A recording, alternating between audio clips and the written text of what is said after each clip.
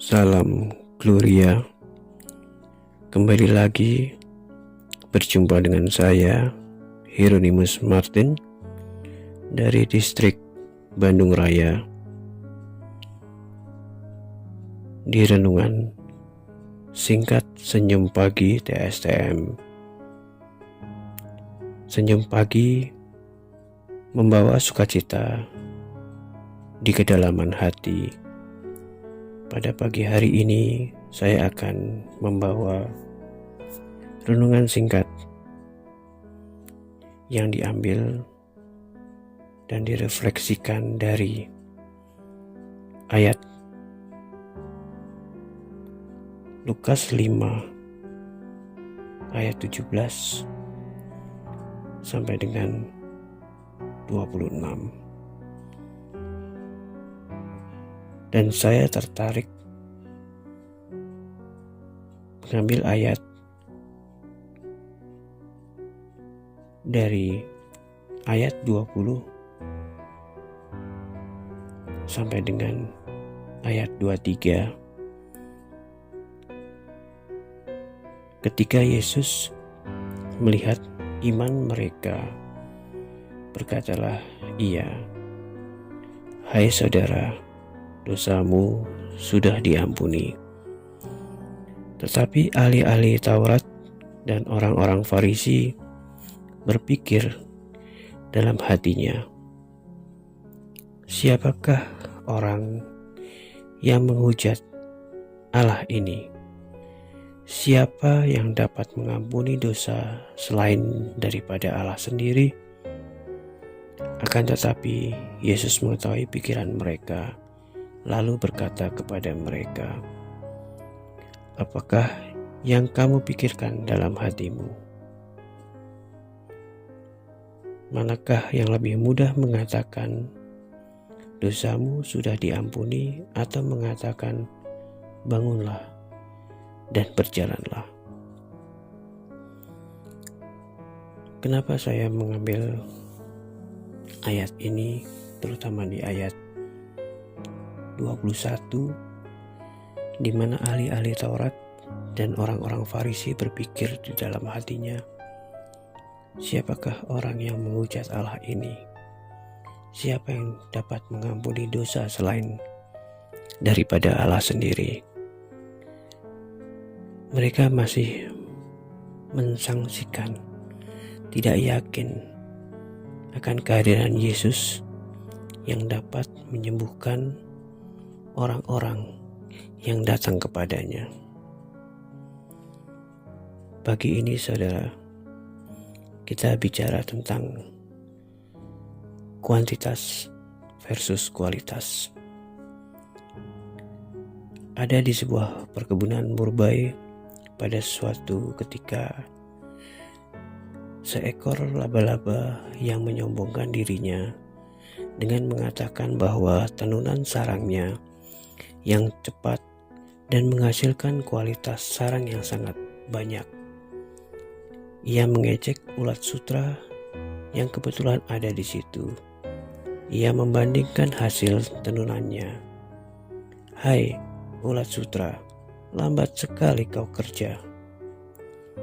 Kalau cara buatnya lambat gitu, kapan sarang yang kau buat bisa jadi? Lihatlah aku.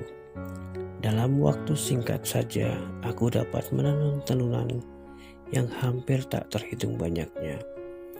Dengan tenang, ulat sutra menjawab, "Memang benar, aku bekerja dengan lambat, sehingga secara kuantitas memang tidak sebanyak tenunan kamu. Tapi lihatlah hasil akhirnya. Tenunanku sangat berkualitas, bahkan manusia saja menyukainya, serta menjualnya dengan harga yang sangat tinggi. Sedangkan sarangmu hanya dianggap sebagai kotoran yang harus segera dibersihkan. Angin dengan mudah mengoyakkan hasil tenunanmu, beda dengan hasil tenunanku. Bahkan badai saja tidak akan dapat mengoyaknya. Bagus atau tidaknya sesuatu hendaknya jangan diukur hanya dari kuantitasnya saja, melainkan juga harus diukur seberapa tinggi kualitasnya.